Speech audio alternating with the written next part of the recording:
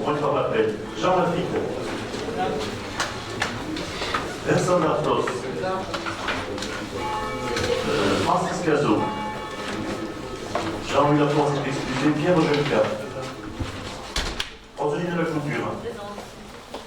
Jean-Jacques Dutoya. Serge Duclas. Dominique Lasque. Daniel Cardone. Annie Marsan. Francis Lafitte. Benoît Danconce. Jean-Marc Paul qui est excusé. Le gouverne n'est pas là non plus. Steve Lucas.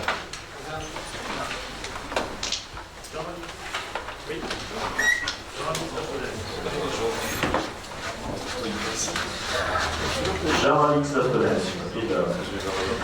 Gilles Couture. Serge Lancement dans les pouvoirs à Colette d'Estrade. Pascal Requena.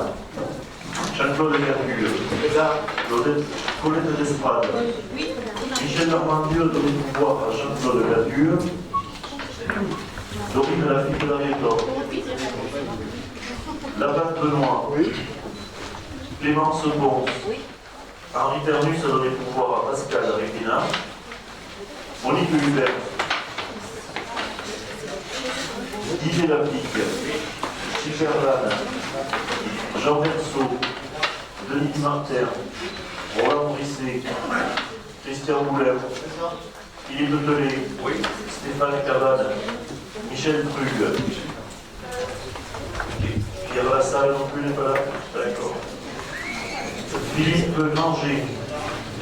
Pascal Mourant. David Nogues. Christian Michelet. Dominique Cazoguel. Jean-Claude Boston-Deschouard. Patrice Subi. Jacques Delès. Marise Castagnos. Annette Dubuc est excusée, s'occupée par Joël Dussault. Guillaume Dutoya.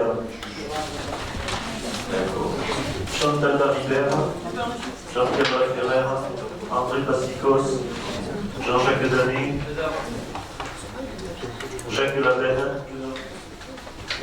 Yévé Laborde. Philippe Dutoya. Armand Sauzer. Marion Virginia. Serge Claverie. Marie-Ange Babert a donné pouvoir à Marie-Claire Duprat. Jacques Choulet a donné pouvoir à Marion Virginia. Marie-Claire Duprat. Oui. Jean-Marc Fabier. Oui. Elisabeth Brett. Oui. Arnaud Fabre a donné pouvoir à Arnaud Dozer. Aurélie Levesque. Oui. Olivier Martinez.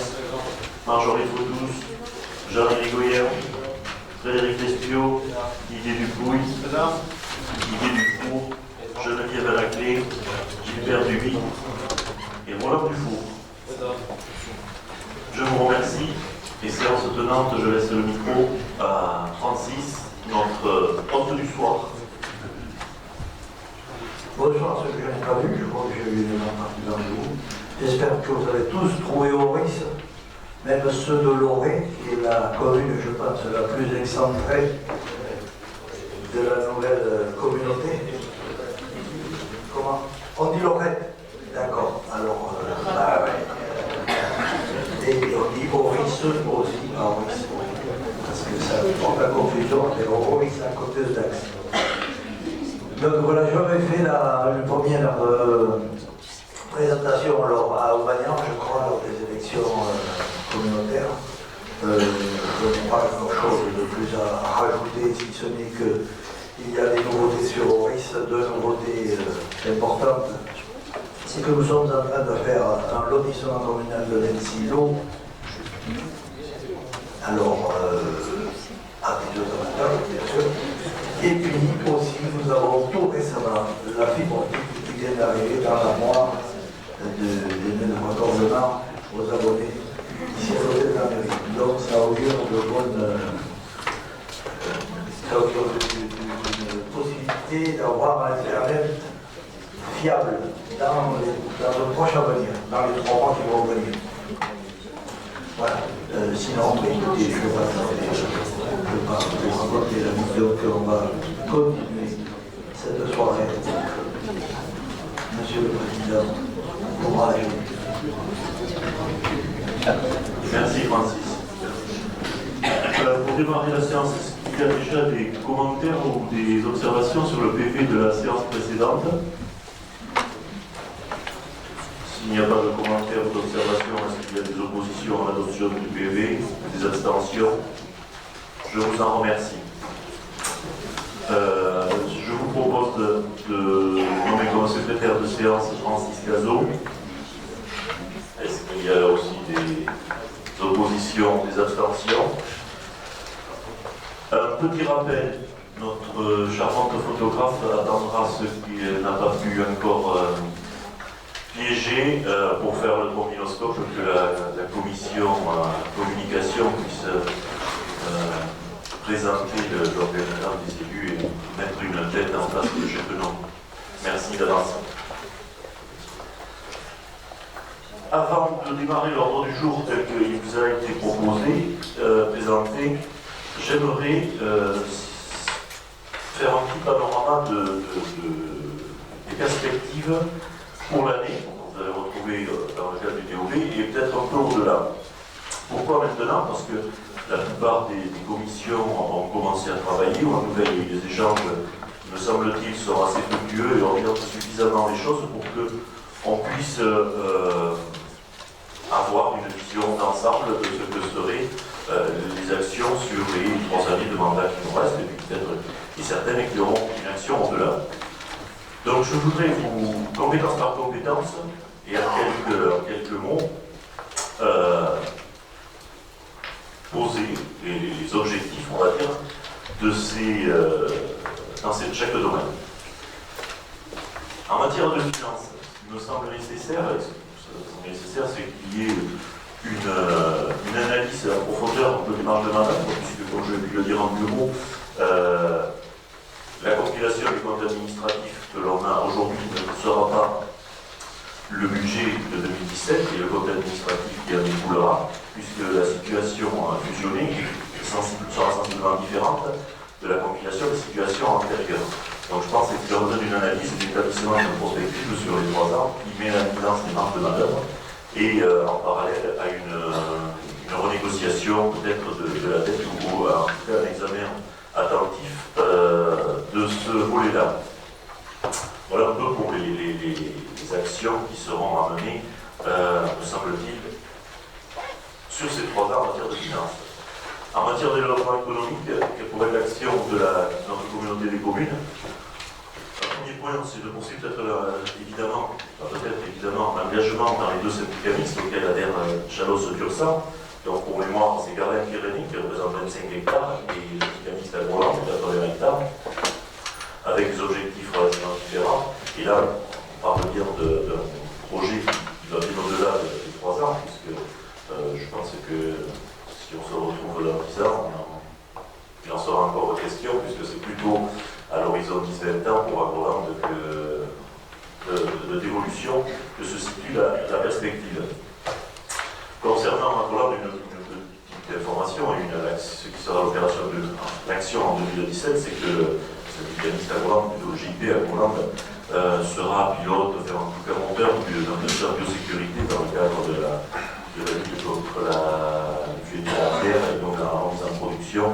Ça a été, je crois, acté à la région la semaine dernière et c'était déjà dans les cartons depuis un moment. Donc aujourd'hui, c'est officiel, ça fera partie, avant même que l'on le voit des murs, des actions menées par Agroland, en plus de celles qui ont déjà été acceptées l'année dernière. En matière de développement économique, l'un des projets dans les prochaines années sera aussi des interventions sur la zone de Perret, la Seine-Selé. Donc bon, c'est pareil, c'est quelque chose que vous avez vu dans le DOB. Ce serait bien qu'on puisse le démarrer en 2017 avec une opération de requalification et d'aménagement. C'est une zone vieillissante, mais néanmoins très chargée en entreprise et donc avec des besoins de nouveau en termes de circulation, d'agencement. C'est une opération qui aujourd'hui a été estimée à 1 700 000 €. Avec les acquisitions, bon, c'est pas tout cette année, mais en tout cas, ça me semble devoir faire partie des objectifs de ces 3 prochaines années. Il y aura bien sûr le suivi des ZAE, qu'elles soient intercommunales et communales, puisque sur le secteur d'HMO, il y a des ZAE communales, ce qui n'empêchera pas l'accompagnement, notamment dans la vente ou dans la commercialisation du stylo, ou l'accompagnement des entreprises qui s'y installeraient par l'interco, même si la session en reste communale, puisque raison de changer leur statut a priori. En matière de développement économique, se posera en 2017 aussi, à mon sens, la question de l'abattoir d'Agenmont. Bon, c'est quelque chose que nous avons déjà évoqué et en groupe de travail éco et avec Serge, le maire d'Agenmont. La proposition serait qu'il y ait eu un examen de la situation de cet équipement pour qu'en fin d'année, on puisse prendre une décision et en fonction aussi des choix qui seront faits par la commune d'Agenmont. Il ne s'agit pas de les saisir de force qui que ce soit, de quoi que ce soit, mais je pense qu'on pourra se poser la question et il me semble-t-il que ce type d'équipement a vocation en tout cas à ce que l'on crée les conditions pour qu'il perdure. Voilà, dépendamment de la situation administrative ou juridique. En matière de loi économique, une piste aussi qui me semble devoir être poursuivie, c'est peut-être une généralisation d'un dispositif qui existait sur le cap de Gascogne. Bon, la commission aura à se faire un avis.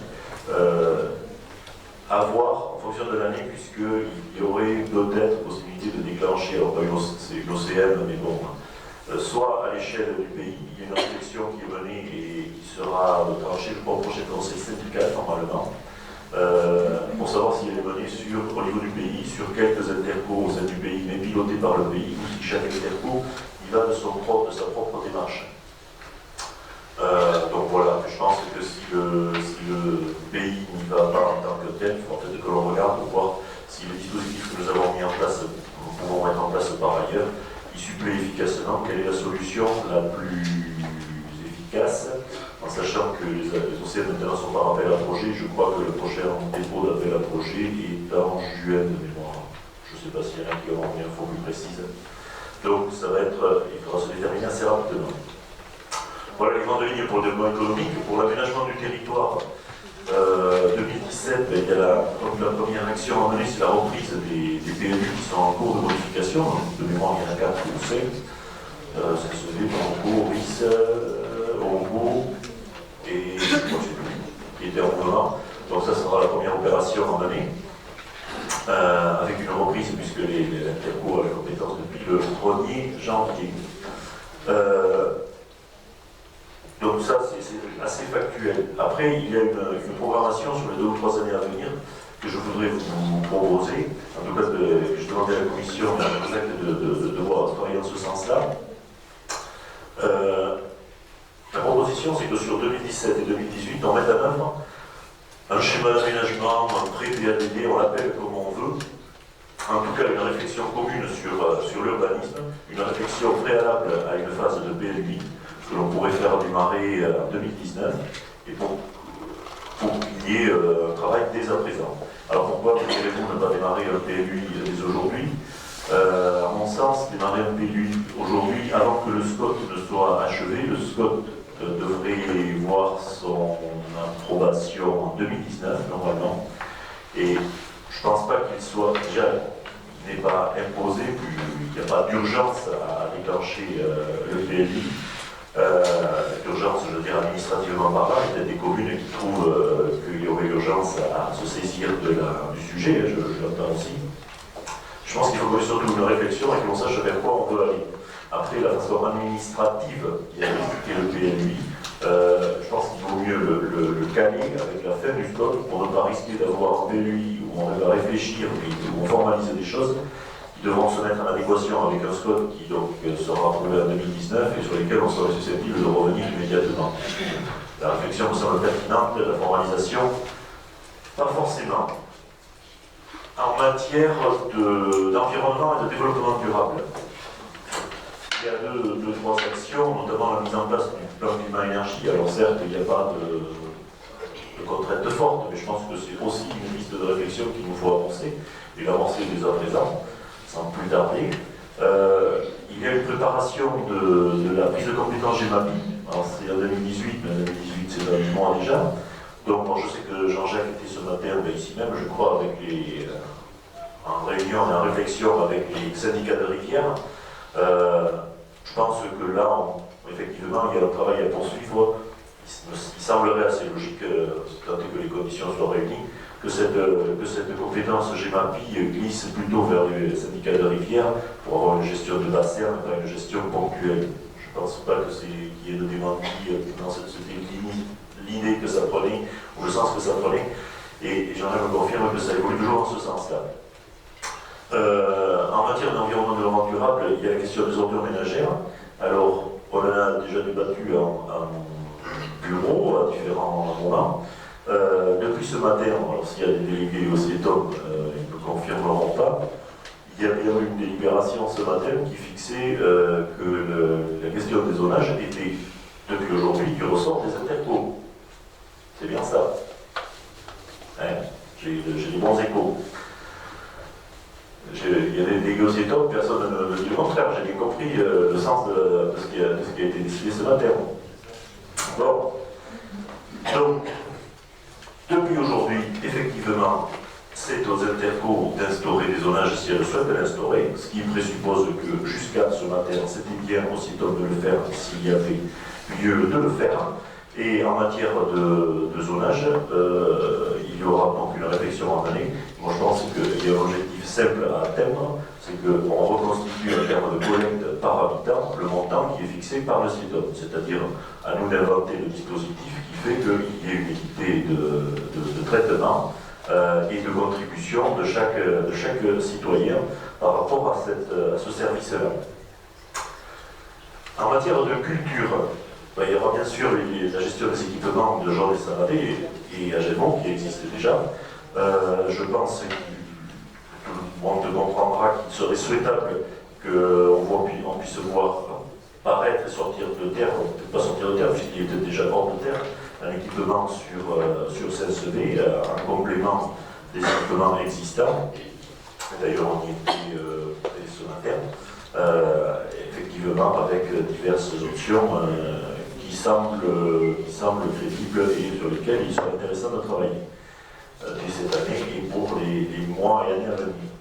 Avec une mise en place pour le service culture d'une mutualisation des équipes et des collections, de l'ensemble du fonctionnement, parce qu'indépendamment des murs, il existe aussi un service derrière qui a vocation à évoluer pour être un service unique de la nouvelle communauté.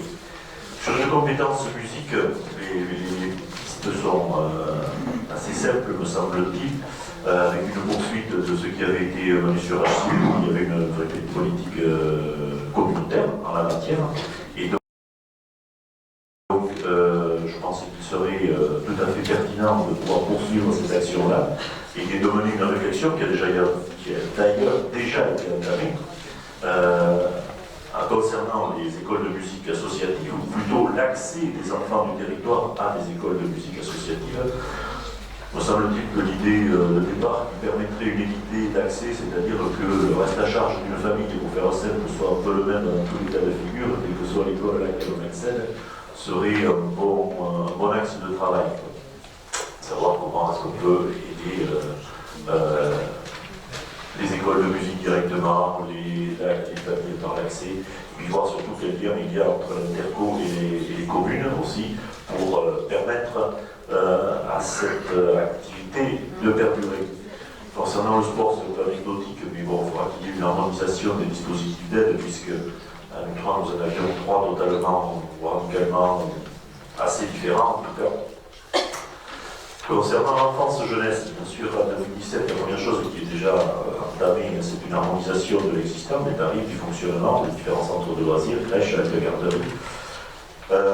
Il y a bien sûr, dans les mois et années à venir, le projet qui était porté par la communauté du Cursan, de la construction d'un centre de loisirs, avec ou sans mini-crèche. J'ai entendu plusieurs débats, en tout cas il faudra le trancher, mais je pense qu'il est urgent de faire émerger cet équipement-là, puisque si j'ai bien compris, le fonctionnement actuel avec les mises à disposition est quand même assez problématique. Donc sans qu'il y ait d'urgence, il y a nécessité d'aller relativement vite, et il est démontré d'autant plus facile d'aller vite que la communauté des communes du Cursan avait provisionné au fil du temps les fonds nécessaires à l'autofinancement, et donc dans les budgets existants, les moyens de mener à bien ce projet existent.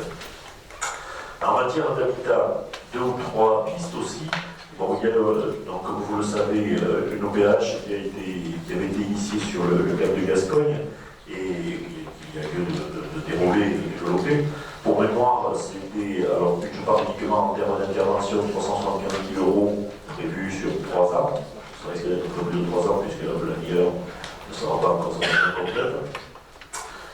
Donc 300 000 € d'ailleurs sur le cœur de ville de Saint-Sevé et après avec un autre dispositif d'aide sur l'ensemble des communes et sur les propriétaires occupants. Me semble-t-il nous semble-t-il, puisqu'on en a échangé avec Arnaud, que l'émergence d'une OPH, en tout cas d'une pré-instruction, je ne reprends plus le terme, OPH sur le Pur-Sang pourrait être possible rapidement, en ce sens que le sol des Pur-Sang est doté d'un PLUH, donc avec déjà le travail linéaire qui est réalisé.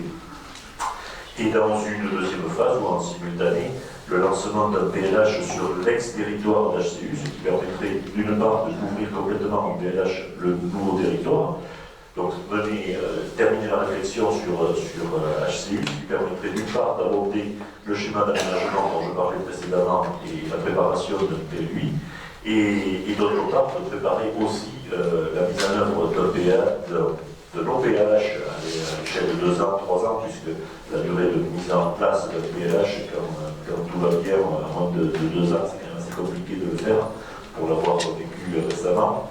Donc à l'horizon de 2 ans, 2019-2020, pouvoir lancer là aussi l'OPH sur l'ex-territoire d'HCU, de manière à ce que l'on couvre l'ensemble de ce nouveau territoire.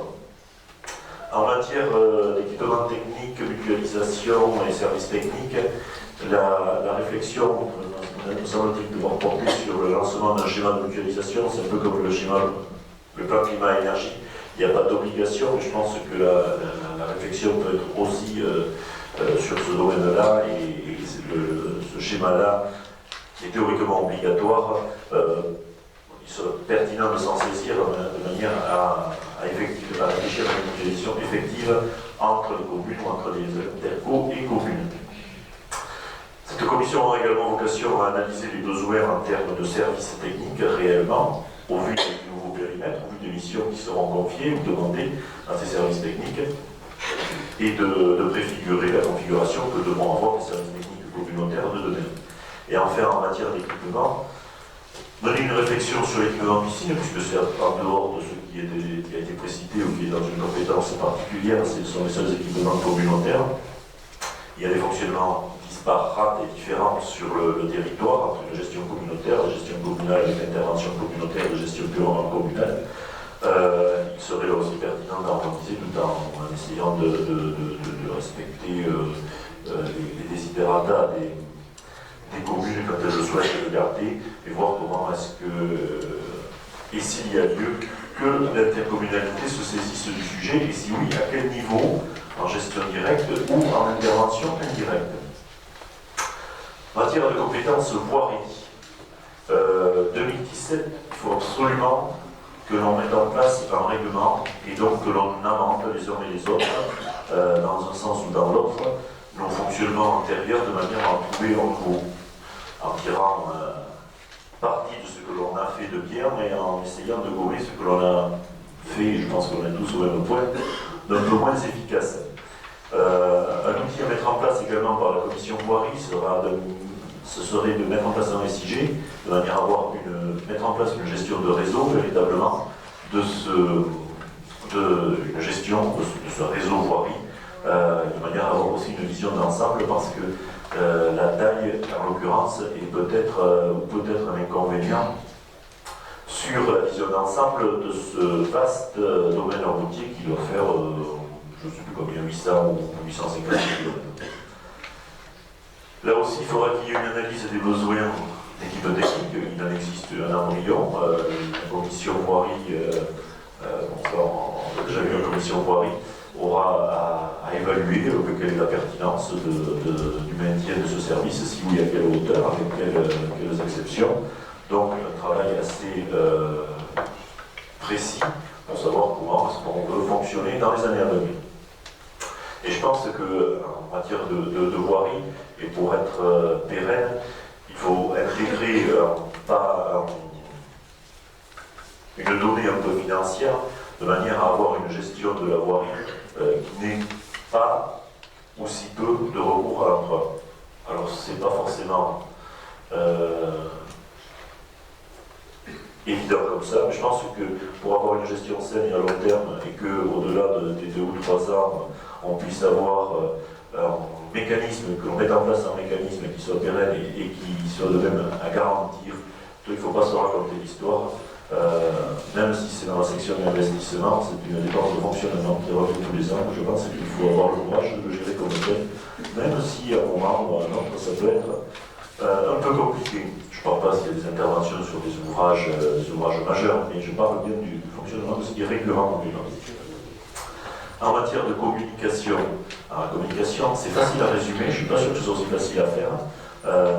Il faudrait arriver à faire connaître la communauté des communes aux élus d'abord, l'ensemble au maximum des arcanes de notre communauté des communes, puis à nos concitoyens. Et là, je pense que c'est simple à résumer, c'est pas forcément le plus simple à faire. En matière de personnes âgées, je prônerais personnellement, et je pense que vous serez d'accord avec moi, pour que l'on réfléchisse à une généralisation de la gestion communautaire de services, que l'on puisse avoir une couverture sur l'ensemble et une équité d'accès à des services sur l'ensemble du territoire. Mais il faut le réfléchir, voir quels sont les intervenants du jour, actuellement en place, aujourd'hui, et le faire avec les acteurs associatifs qui existent. Il ne s'agit absolument pas, dans mon esprit, de pousser du coup de qui que ce soit ou quoi que ce soit, mais là aussi c'est de mettre en œuvre les outils nécessaires, ou en tout cas les outils qui seront rendus nécessaires pour un accès égal, équitable, à l'ensemble des services à la personne, aux personnes âgées. En matière de santé, une émission de la Commission sera, à mon avis, de mettre en place une politique de santé qui assure le renouvellement, notamment des personnels de santé, et je pense qu'on a dans notre serre un exemple assez fonctionnel, ou très fonctionnel, qui est celui qui a été mis en place à Jauge. Je connais moins celui d'Agémont, donc je ne hasarderai pas à dire qu'il n'est pas fonctionnel. Mais en tout cas, je pense qu'il est utile que la communauté se saisisse de cette question-là. Je pense qu'on a la chance qu'il n'est pas encore trop tard, c'est-à-dire qu'on n'est pas à pleurer la présence ou l'absence de personnel médical, notamment de médecins, mais il est plus que nécessaire de s'en saisir afin de ne pas faire un constat désagréable dans quelques années. En matière de tourisme, en fait, pour ce petit tour d'horizon,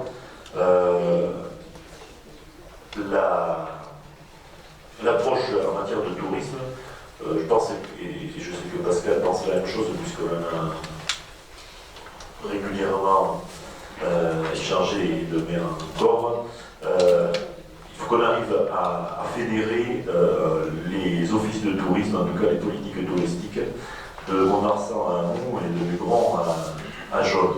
Alors pourquoi est-ce que je prends ces exemples-là? C'est tout simplement que, vous le savez, je pense, et si vous ne le savez pas, je me permets de vous le rappeler, l'office de tourisme de Chalosse-sur-Sarre maintenant est à la fois lié avec un appel à projet régional, donc avec le Marsan, ça vous le savez puisqu'on a délibéré la dernière fois, je crois, sur des réajustements de cet appel à projet, et à une association avec les offices de tourisme, les autres offices de tourisme de Chalosse, Hamon et Mugron-Montfort. Et je pense que l'un des objectifs que l'on peut se fixer, en tout cas je sais que Pascal s'est fixé, c'est d'arriver à faire travailler l'ensemble des offices de tourisme régulièrement, et pas juste les uns après les autres avec Chalosse-sur-Sarre, mais simultanément. Voilà. Et je pense qu'on va se rendre compte que l'on a effectivement des études en cours, donc je pense que la conclusion sera que l'on a plus de synergie à dégager de ces opérations-là que de contraintes. Voilà un peu, j'ai essayé, alors c'est pas exhaustif, il y a sûrement des choses que j'ai oubliées et je vous demande de m'excuser, c'est pas qu'il n'y ait pas forcément d'importance, c'est que je ne les ai pas en tête. Ce qui serait le déroulé, en tout cas la feuille de route, je ne sais pas comment il faut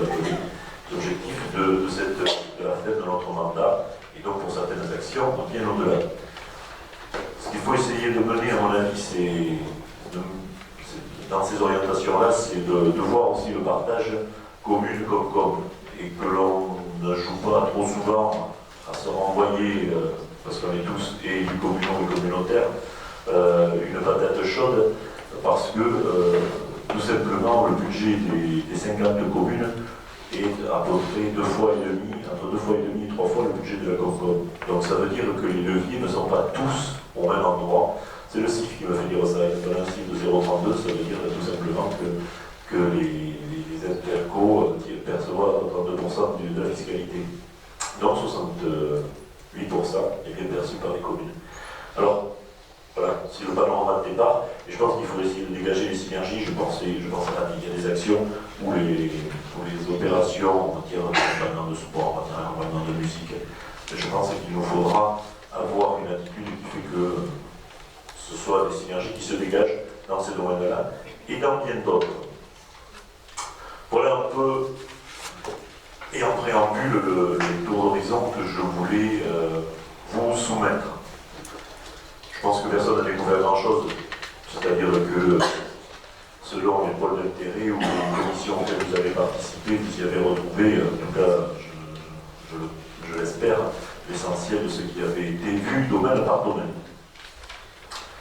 Si vous en êtes d'accord, on va, à partir de maintenant, démarrer l'ordre du jour tel qu'il vous avait été soumis. Dans le point numéro 1, modification statutaire visant à élargir la compétence bornes de charge électrique.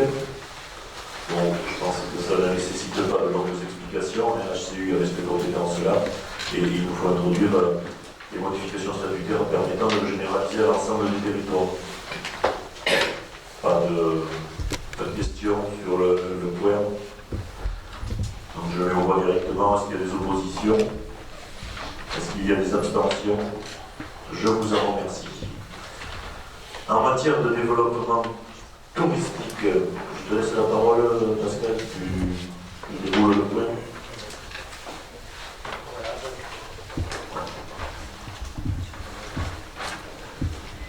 Oui, voilà, en matière de développement touristique, donc la création de l'OT communautaire se forme une régie dotée de la seule autonomie financière gérant un service public administratif, c'est-à-dire un sport. En réalité, c'est quelque chose qui fonctionne comme un office de tourisme associatif, à condition qu'on ait bien décliné toutes les missions qu'il a à mener, ce qui a été fait dans le statut que vous allez lire, bien évidemment. Ensuite, sur le SPA, il y a quelque chose de très formateur, de très intéressant, c'est-à-dire qu'à tout moment, les élus que vous êtes informés de tout ce qui se passe, de tout ce qui sera voté financièrement. Il y aura un budget annexe que vous voterez également. Et je sais que ça peut être fastidieux parce que ça peut être jusqu'au prix que hier, si on dit que hier ou autre, mais enfin, tout ce qui sera financier de cet office de tourisme, vous serez forcément au courant et vous le contrôlez. Ensuite, il ne faut pas qu'il y ait de crainte par rapport à l'efficacité, parce que l'efficacité, ça va être fait par le même personnel. Il va y avoir les mêmes offices de tourisme. Je sais qu'il y aura un office de tourisme, parce que sur les statuts, il faut bien mettre quel est l'office de tourisme, et pour les autres, ce seront des bureaux d'information touristique. Mais sachez que quand le touriste rentrera à l'intérieur, il ne verra aucune différence entre le bureau d'information touristique et l'office de tourisme.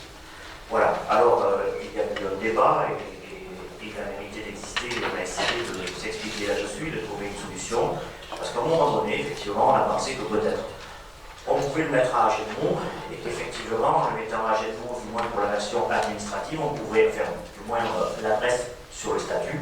On pouvait garder sur Saint-Sevé le côté administratif avec les bureaux et autres, et avec la boutique et tout ce qui s'en va. Sauf qu'il a deux choses concomitantes, c'est-à-dire qu'en juillet, il va y avoir la démarche qualité qui va être à refaire, et ensuite, après, en décembre, le classement de l'office de tourisme d'Agenmont, sur lequel on peut s'appuyer et dire on peut se l'épargner pendant un certain temps, et donc, effectivement, on est gagnant-gagnant en gardant Agenmont. Mais comme il faut déposer le dossier 6 mois avant, il faut 2 mois pour le faire. Ce qui fait que de toute manière, on est obligé de tout recommencer à zéro. Voilà. Et en plus, quand on s'est renseigné auprès du CDT, le CDT nous a dit attention, ça va être compliqué d'expliquer que l'endroit où vous avez la plus grosse fréquentation touristique, c'est pas là où vous avez mis l'office de tourisme.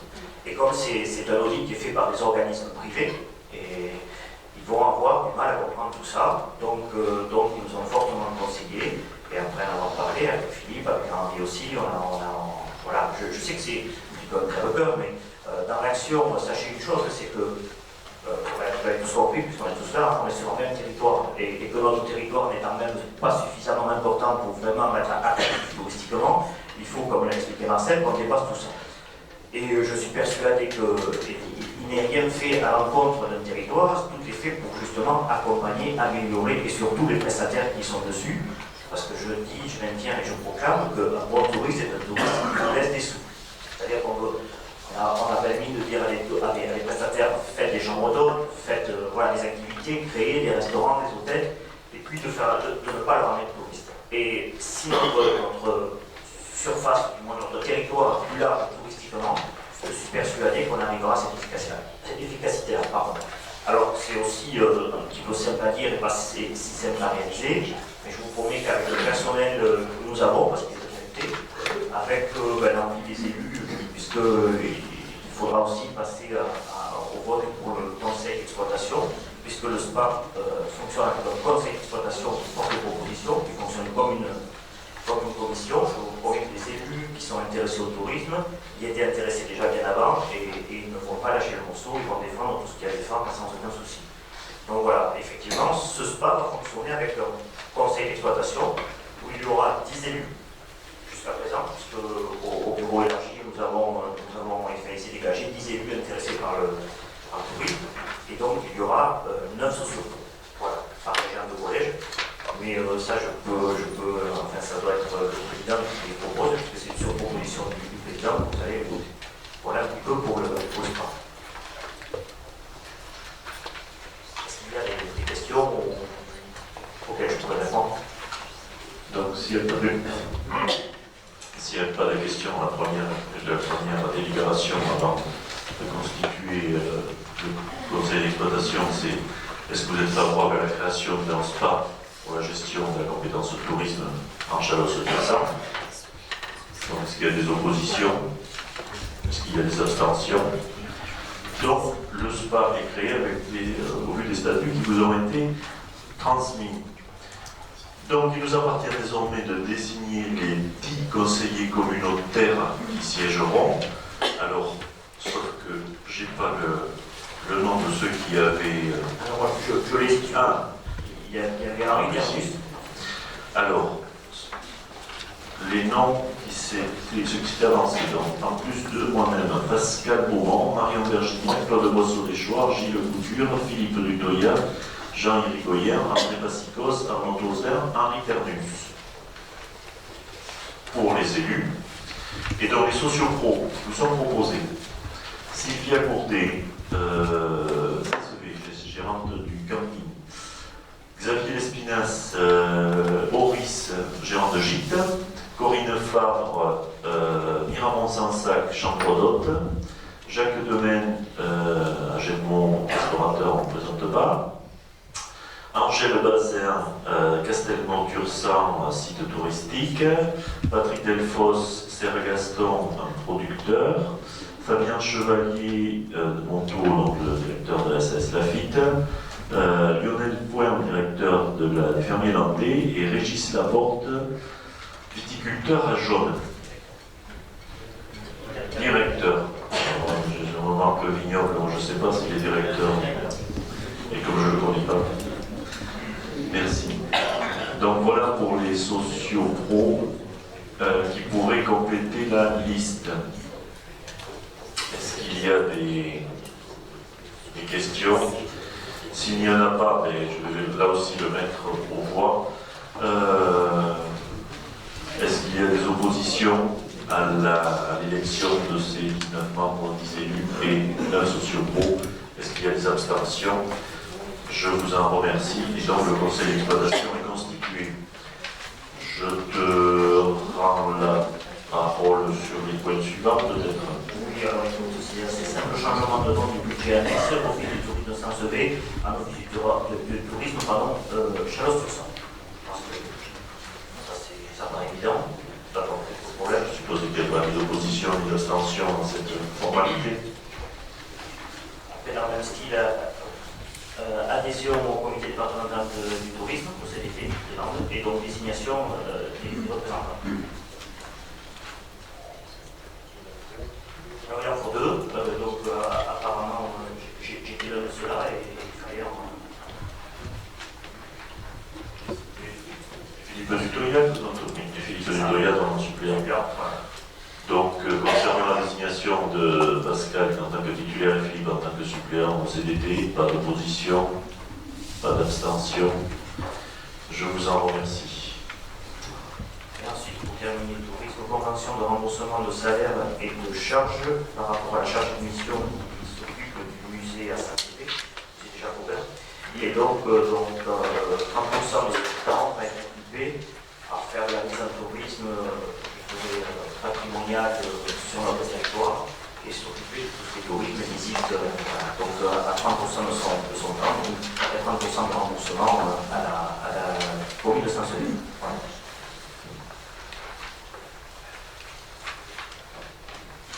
Pas d'opposition, d'abstention à la mise en œuvre de cette convention. Je vous en remercie. Donc le point suivant, c'est le DOB tel qu'il vous a été soumis. Donc je vous rappelle, pour ceux qui n'étaient pas là, il n'y avait pas besoin de faire DOB cette année, mais je souhaitais quand même faire un panorama, présenter un panorama des orientations budgétaires, dans les grandes lignes, avec beaucoup d'imprécisions, puisque entre les attributions non connues, les montants de fiscalité non définitifs, c'est plus une compilation de ce qui s'était fait l'an dernier. Donc plutôt que de le repasser dans son intégralité, je vais vous demander, avant que l'on s'attache au point particulier de la fixation des attributions de compensation, s'il y a des commentaires ou des interrogations encore sur le DOB, puisque l'ensemble des maires ou des élus, moins par commune, a participé à la réunion préparatoire.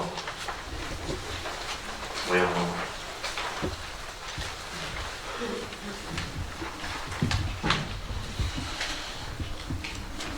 Moi, je voudrais appeler l'Assemblée par rapport à un point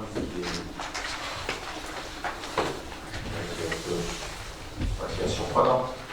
Un remboursement demandé par le Conseil départemental de 440 000 € au titre d'une subvention qui avait été allouée en son temps pour la création de la salle de la Skate, qui était destinée à la Skate. Pour rappeler que le département était un partenaire principal qui a toujours poussé la communauté des communes dans ce projet, qu'il avait annoncé un taux de participation en octobre de 44% des dépenses, où l'argument était de dire effectivement c'est vous qui le portez, mais au fond c'est nous qui allons le financer en grande partie.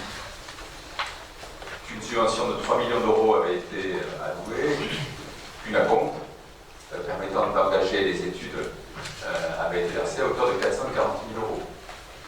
Je tiens à rappeler qu'au terme de ces études, 667 000 € avaient été engagés par la communauté des communes, et que c'est à ce moment-là que les élus communautaires, à la majorité, ont considéré qu'il valait mieux en rester là que d'engager les travaux, notamment s'il y avait des coûts de fonctionnement de 120 000 € dont le club participait très peu et qui aurait donc à la charge dans le budget de fonctionnement de notre communauté des communes.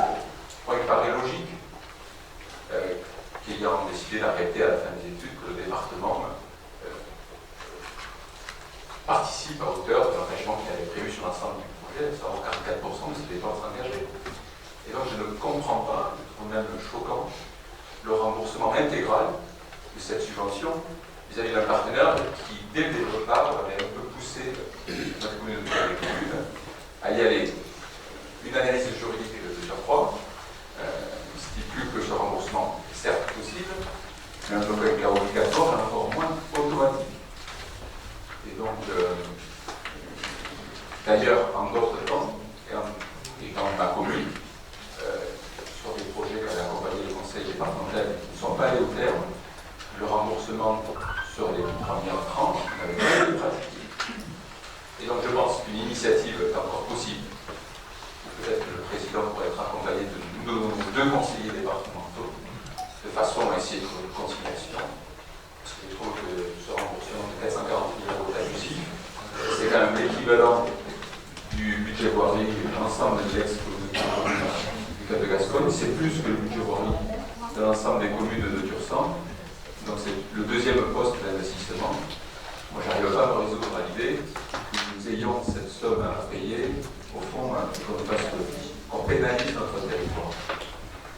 j'invite à une dernière conciliation et je compte sur les conseillers départementaux pour réinsérer sur notre territoire et à bien défendre. Bon, on ne va pas faire le débat longuement ce soir. Pourquoi est-ce que je l'ai mis au DOB? Parce que tout simplement, c'était au budget du Cap de Gascogne l'an dernier, que effectivement j'ai été sollicité par versement en décembre, que je n'ai pas souhaité le 23 décembre, comme j'ai été autorisé à le faire, comme le budget du Cap de Gascogne m'autorisait à le faire un mandat et le passer en compte administratif, et je doute fort que par ce qui était plongé dans les comptes administratifs du Cap de Gascogne, parce que j'ai vu, donc je tenais à ce que ce soit clair dès ce moment-là, je n'ai pas eu le mandat, je l'ai remis dans le DOP. La question est ouverte, on le votera pas. En tout cas, je n'ai aucun problème avec ça. Je fais connaître au moins la demande qui existe et je pense qu'en la matière, si initiative il y a, il n'est absolument pas trop tard pour les prendre et que la défense du budget communautaire est tout à fait. Je me suis tout à fait approprié la défense de ce budget communautaire, sans quoi, effectivement, j'aurais pu très aisément, et puisque c'était acté comme ça, le régler en catimini. Donc, effectivement, j'ai souhaité que ça y soit inscrit. Après, nous voterons le budget en temps et en heure, et on verra bien les marches qu'il y a lieu d'entreprendre, ce que je peux, les uns et les autres, ce que je peux entendre tout à fait. Sur ce point-là. Est-ce qu'il y a d'autres remarques sur l'ensemble du DOB, des points qui n'auraient pas été suffisamment éclaircis jusque-là ou est-ce que c'est à peu près clair? Je le redis, c'est un DOB avec tout un tas d'imperfections, j'en suis parfaitement conscient, surtout au niveau des chiffres. Non? Bon, le DOB ne se porte pas, il s'est présenté, on l'a décortiqué en bureau avec l'ensemble des élus des communes. Donc ça trace la ligne et puis il reste encore un grand travail que pour arriver à compiler le budget avec beaucoup d'autres données. Le point sur lequel nous avons à délibérer en suivant et qui permet effectivement de constituer le budget communautaire, mais aussi le budget communautaire. C'est la fixation des attributions de compensation dérogatoires et provisoires. La fixation des attributions de compensation. Donc, je réitère la proposition que j'ai faite et explicitée en bureau à Ordignon, et qui consistait donc à proposer les attributions de compensation dérogatoires, celles qui permettent un ajustement, une neutralisation fiscale, et pour trois communes, je ne reviendrai pas sur les tenants et les aboutissants, Agenmont, Gaston et Pécorade, de les provisionner en plus, donc pour Agenmont de 122 179, portant passé à 1 634, pour Gaston 22 887 et portant à 75 155, et pour Pécorade 5 167 de majoration, la portant à 12 913. En la matière, je sais que je ne cherche pas à vous convaincre du bien fondé de ma proposition. Vous avez, colonne de gauche, là c'est le droit commun, c'est-à-dire comment ça fonctionne en cas d'absence d'accord, entre guillemets, c'est le droit commun. Et là, une proposition qui vaut ce qu'elle vaut, j'en conviens, bon nombre d'entre vous l'ont clairement fait entendre, qui a certes des imperfections, qui est le résultat aussi d'une discussion en amont, une discussion a posteriori par rapport au moment de la fusion. Donc voilà. Alors le mécanisme est le suivant. On se prononce sur ces AC aujourd'hui qui sont donc provisoires et qui permettent d'avoir un chiffrage pour monter nos budgets respectifs, communautaires et communaux, avec une base. Et au mois d'octobre, novembre, quand la commission locale aura évalué ça, on aura à voter celle qui sera définitive. C'est-à-dire que là, ça permet de déclencher le mécanisme, puis il y a le réajustement. Et en gros, je fais simple, si on ne s'entend pas sur un montant, on retombe sur l'AC de droit commun, qui est mécaniquement celle que l'on devrait mettre en place, sans neutralisation fiscale. Avec petit problème, c'est que les contribuables, selon l'endroit où ils seront bénéficiaires ou perdants. Là, c'est dérogatoire. Dans la mesure où elle est admise par tout le monde, je le répète une fois, a l'avantage d'être neutre et je pense que la proposition qui vous avez faite peut permettre qu'elle soit effectivement admise par tout le monde, que l'on soit spontanément bénéficiaire ou apparemment bénéficiaire ou apparemment déficitaire. Voilà, je pense que je vous ai donné tous les éléments pour y réfléchir, je vous le redis, je ne cherche pas à vous convaincre comme tout consensus, il y a forcément des arguments pour et contre. Je vous laisse la parole sur ce point-là avant de mettre au voie cette proposition. Est-ce qu'il y a des personnes qui demandent la parole? Gilbert.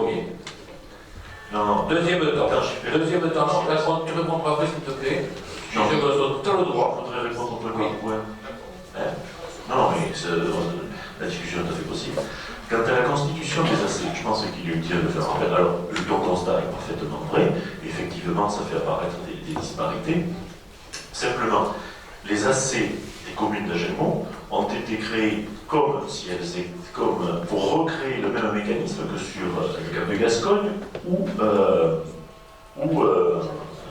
le Tursa. Alors forcément, mécaniquement, il ne pouvait pas y avoir d'AC négative instaurée sur HCU. Elle ne pouvait même pas être à zéro. Je vais te dire pourquoi. Alors, je fais partie des communes qui sont aussi à AC négative, donc je la connais, la blague, effectivement, c'est pas toujours très agréable quand on reçoit l'attribution de compensation à effet négatif. Parce que si tu veux, quand tu es en fiscalité additionnelle, en fait, HCU a fait progresser sa fiscalité intercommunale au fur et à mesure des compétences qu'il prenait. Il n'y a en fiscalité additionnelle pas de transfert de charges. Donc il n'y a pas de moyens. C'est pour ça que tu ne peux pas avoir des taux négatifs. Nous, ça se fait les choses. Quand on transférait une compétence, quand on l'a transférée, je ne sais pas, la dernière qu'on a transférée, l'application, ça devait être l'écure publique, je pense. Voilà, il y avait des communes qui avaient une charge d'écure publique, c'était surtout Saint-Sevé en l'occurrence, qui a transféré le matériel, tout ça, et qui a vu diminuer son AC en due proportion, je ne sais plus combien de centaines de milliers d'euros c'était, parce qu'elle transférait le personnel et tout le bazar. Quand la médiathèque a été créée sur HCU, les communes y compris celles qui en avaient une, je ne sais pas qui en avait ou qui n'en avait pas, ne pouvaient pas transférer. Ce mécanisme-là n'existait pas dans la fiscalité additionnelle. Donc, quand HCU a eu à financer un équipement comme la médiathèque, qui est comparable, que l'on trouve dans l'ensemble du territoire, pour le financer dans le mécanisme HCU, c'est par augmentation de la fiscalité purement communautaire que ça se fait. Ou alors, ben, on dit on fait ça plutôt qu'autre chose. Donc, je veux dire, certes, quand on le prend brut de décoffrage, c'était, ça peut sembler un peu curieux, mais mécaniquement, aucune commune d'HCU ne pouvait avoir une assez négative. Il pouvait en avoir une très faible s'il n'avait aucune fiscalité basée sur la TP avant 2010, auquel cas elles sont très très faibles, mais c'est pas possible autrement. Mais ça, je l'ai compris. Parce que je crois, c'est quand même qu'il serait peut-être bon, puisqu'on se réunit et qu'on se met tous ensemble, de remettre tout à plat. Je pense que la possibilité avait été... La question a déjà été posée communauté commune des Tursans, il y a un an environ, on a dit, on verra tout ça, puisque toi, on fusionne, on verra ça à ce moment-là. Je vois qu'on ne le voit pas, et qu'a priori, on ne le verra pas. Non, ça Ce serait logique, parce que ce qui était il y a 10-15 ans n'est plus vrai aujourd'hui. Et qu'il y a un gros problème, un énorme problème après de disparité. En même temps, tous les engagements qui sont faits, des anciens relatoires, ok, je suis d'accord. Ensuite, c'est quand même la communauté commune qui va engager de l'argent maintenant au profit de tous les travaux qu'il y a à faire. Et les travaux iront plus vers les grandes agglomérations que vers les petites communes. Et ça, on en est persuadé, et c'est normal. Maintenant, ce qu'il faut voir, c'est que nous qui sommes à l'opposé du territoire, on n'en profitera pas obligatoirement, puisqu'on est plus tourné vers Garlin et vers nous à l'autre. Ceci étant, si c'est vrai, même si ça gêne. Ensuite, pour ce qui est des aciers dérogatoires majorés, je l'ai déjà dit, moi je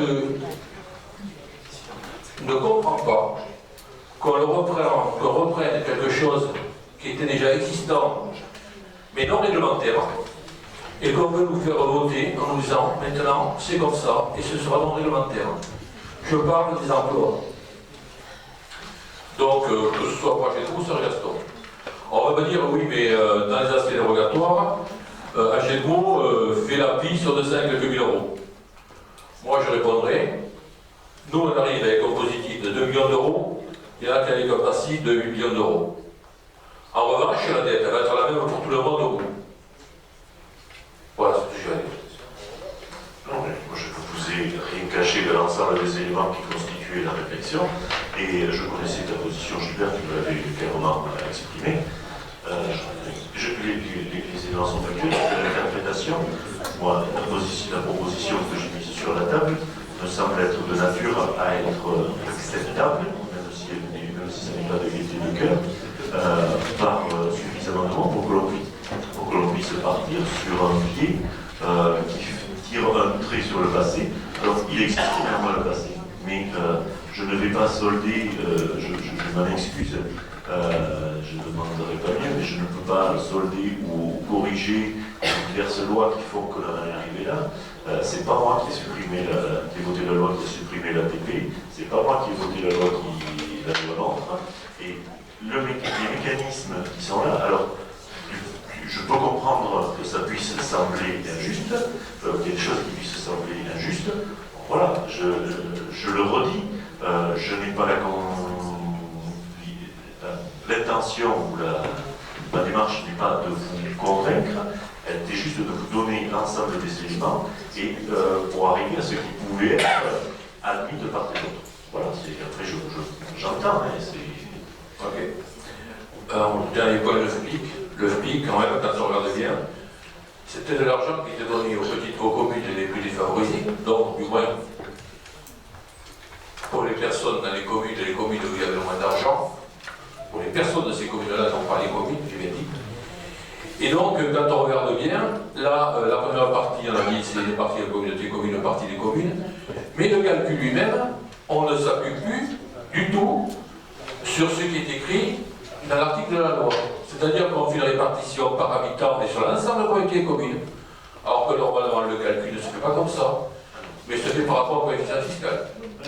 Non, alors, pour le FPIC, je vais quand même reprendre ce que j'ai dit, et ce que je vous ai dit en bureau, et ce que j'ai dit à chacun de ceux qui m'ont posé la question.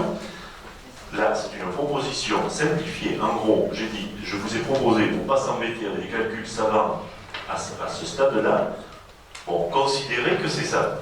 8, 4, non, non, non. Le FPIC, on ne le vote pas, il n'y a pas de vote qui porte sur le FPIC aujourd'hui. Le FPIC, on le votera au mois de juin quand on connaîtra le montant définitif. Après, il y a une règle très simple qui est effectivement celle que tu as dit. Tu es parfaitement au fait de la règle qui leur est partie. La règle de droit commun en matière du FPIC, elle fixe la répartition comme corps interco au prorata du CIF. C'est-à-dire que 32% de l'enveloppe finira dans le budget communautaire. Les 68% restants finiront dans les budgets communaux. Et effectivement, la répartition dans les budgets communaux, elle se fait au prorata de tout un tas de trucs, dont le potentiel fiscal par habitant, le potentiel financier.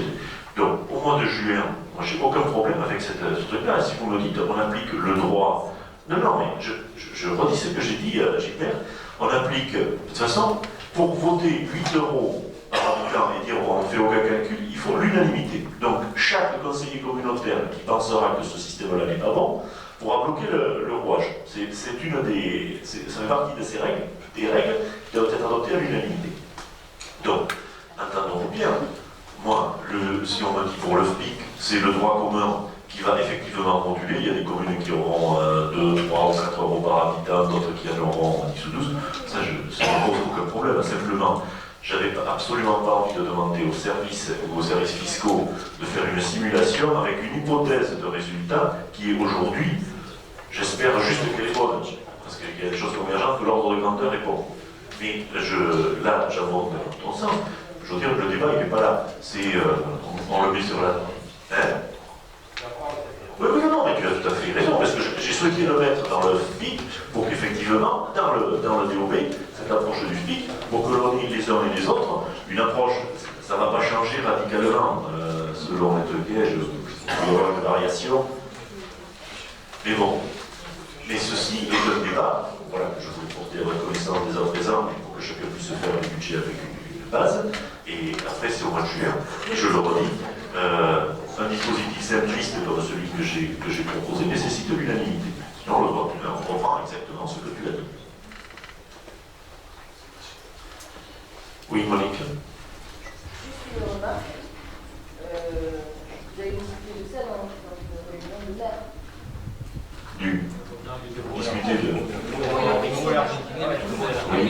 Nouveau élargi.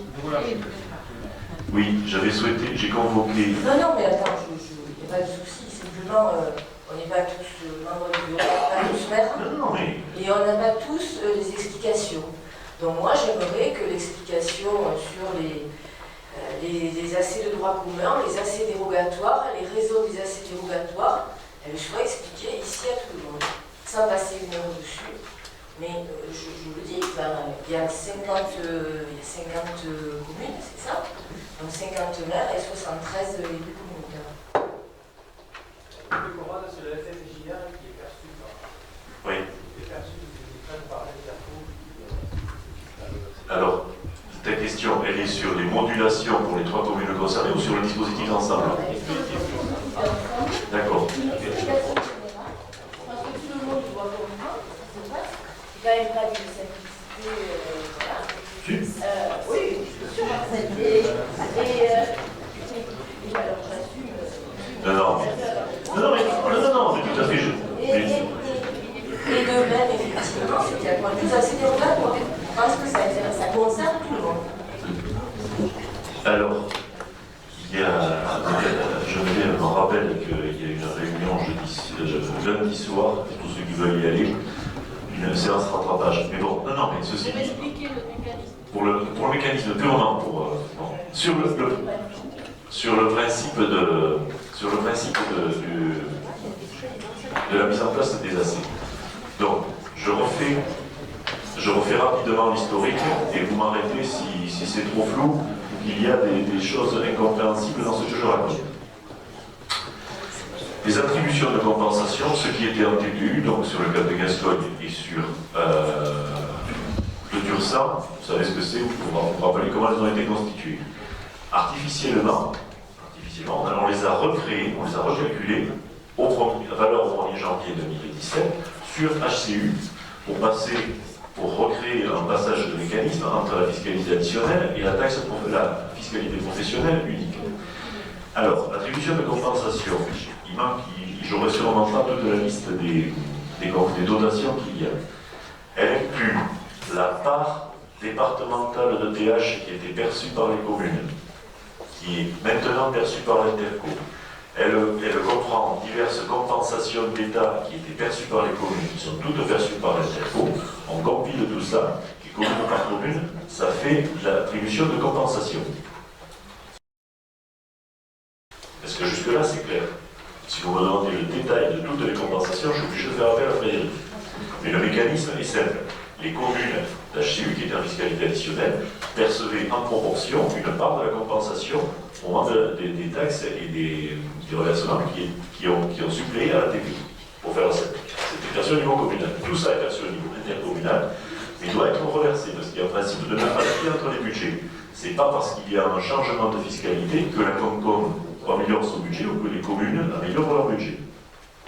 Donc cette attribution de ces dotations et cette fiscalité qui était perçue par les communes et qui le sera maintenant par l'Interco est reversée aux communes par l'attribution de compensation. Pour les communes d'HCU, c'est l'attribution de compensation dite de droit commun, c'est-à-dire telle qu'on la constate mécaniquement. Voilà, chaque commune. Jusque-là, est-ce que c'est clair? Bon. À partir de là, on en a terminé avec la fiscalité professionnelle, de ce côté-là. Après, il y a la neutralisation fiscale qui intervient. C'est-à-dire qu'une fois que l'on a mis en place ce mécanisme, il y a un taux unique de fiscalité intercommunale. Les taux antérieurs, ils étaient là où ils en étaient, mais en tout cas, ce n'étaient pas les mêmes. Le taux moyen pondéré de fiscalité intercommunale, alors je n'ai en tête que celui de la TH, c'est à 10,48. Alors vous faites le calcul, chacun vous en étiez en TH intercommunal préalablement. Je sais qu'au Cap de Gascogne, c'était 8,91. 8,91, 10,48. Et sur le Tursan, on devait être à peu près dans le même truc, puisque c'était le même mécanisme. Et HCU, j'étais en dessous. Était en dessus des 10,48 si on l'a reconstitué, une fois qu'on l'a reconstitué. Voilà. Donc ce taux moyen pondéré, et c'est pareil pour la TFP et la TFNP, fait que selon où l'endroit où habite le contribuable, eh bien, il paie plus ou il paie moins. En l'occurrence, pour toutes les communes du Cap de Gascogne, son taux de TH allait passer de 8,91 à 10,48. Alors ça fait en gros 1,5 point sur 10 points, ça fait 8%, 12% sur 1,1 million. Tu calcules quel était l'impact sur le contribuable. 12% de 1,1 million. Alors pour neutraliser cet effet-là, on a une possibilité qui est offerte maintenant au moment des fusions, qui consiste à dire l'Interco reverse aux communes ce qu'elle perçoit en plus sur le territoire communal. Alors je vais donner les chiffres d'Audignon, comme ça vexera personne, puisque là je les connais à peu près. Sur la commune d'Audignon, le passage de la TH communautaire et des autres taxes TFB et TFB, c'est le même mécanisme. De 8,91 à 10,48 fait que les contribuables d'Audignon allaient contribuer pour 9 000 € de plus au budget communautaire. Donc la neutralisation consiste à rendre par une attribution de compensation supplémentaire ces 9 000 € du budget communautaire à la commune d'Audignon, laquelle commune d'Audignon peut, par conséquent, baisser ses taux communaux pour restituer aux contribuables les 9 000 € que la communauté des communes a pris en supplément. Ça, c'est le principe de la neutralisation, c'est tout le mécanisme des taux que vous avez. Vous avez les droits communs et ceux qui résultent de l'AC. Donc, à partir de là, il faut modifier les AC de droit commun, en l'occurrence pour Audignon, on la majore de 9 000 € pour que la commune puisse baisser ses taux. Et sur d'autres communes, et principalement sur celles issues de l'HCU, puisqu'il y a une fiscalité en dessous, en fait, on retire de l'attribution de compensation un montant que les communes vont rechercher en relevant légèrement leur fiscalité, légèrement, pour que le contribuable des communes d'HCU, pour faire simple, ne soit pas bénéficiaire, lui. C'est-à-dire que les contributions de chaque contribuable restent les mêmes, on relève ou on rabaisse les taux communaux pour compenser les évolutions et qui, elles, sont mécaniques et ne peuvent pas être différenciées des taux communautaires. J'ai été clair, je suis perdu tout le monde.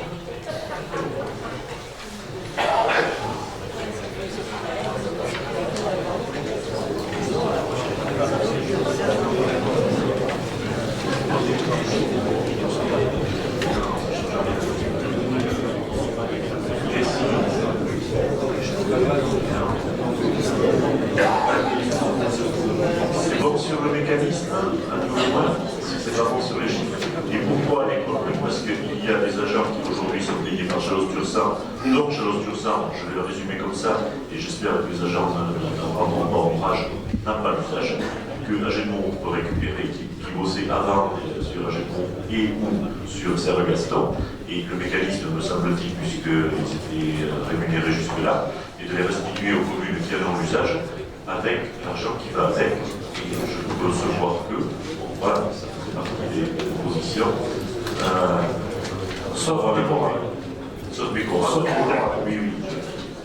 Guillaume a raison de me reprendre. Pour Bécorat, c'est un réajustement, c'est-à-dire que le FNGIR, Bécorat étant rentré dans la communauté des communes d'Ursan après la disparition de la TPU, en fait, la communauté de communes de Bécorat la communauté de communes d'Ursan percevait en lieu et place de la communauté de la commune de Bécorat le FNGIR qui lui était dû, et le lui reverser en parent avec une délibération.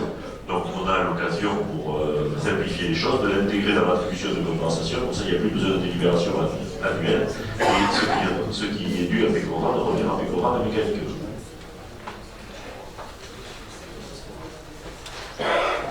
S'il n'y a plus de questions, oui, André.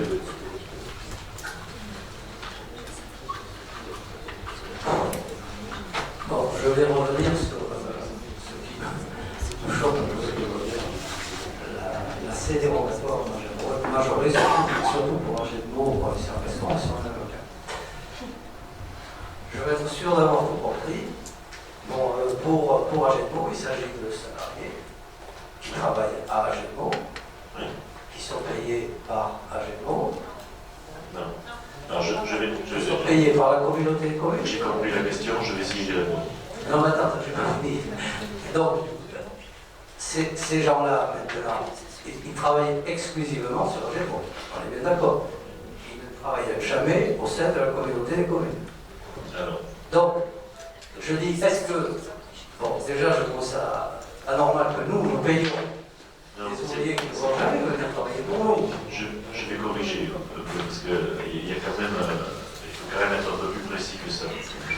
Alors, en gros, quand on a regardé les personnels, ne me demande juste pas une chose, c'est de juger ou de jauger ce qui s'est fait avant. Je veux bien l'expliquer, c'est tout. On est bien d'accord. Quelque chose qui n'est pas bon, on n'est pas obligé de le garder. Il n'y a pas de problème, je viens de l'expliquer. Il y avait, entre HCU et la commune d'Agenmont, des emplois croisés, c'est-à-dire des agents qui servaient d'un côté et de l'autre.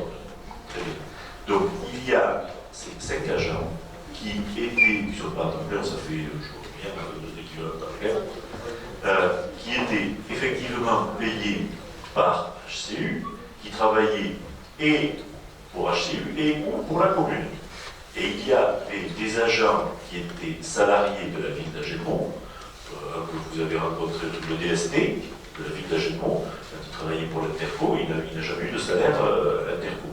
Alors, on ne sait pas quel était l'équilibre, si c'était 42%, 43%, en tout cas, il semblerait que ce soit à peu près équilibré.